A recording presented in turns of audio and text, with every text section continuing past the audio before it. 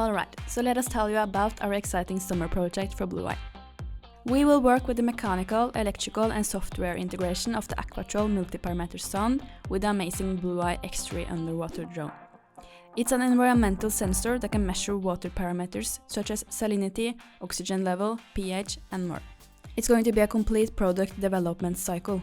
We will be taking care of everything from testing to documentation, making sure every aspect is covered. But that's not all.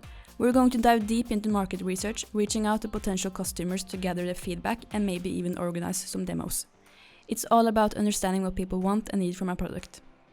Once we have a good grasp on the market, we're going to develop a killer go-to-market strategy. We want to make a splash in the industry, and that means we will be working hard on marketing and sales material.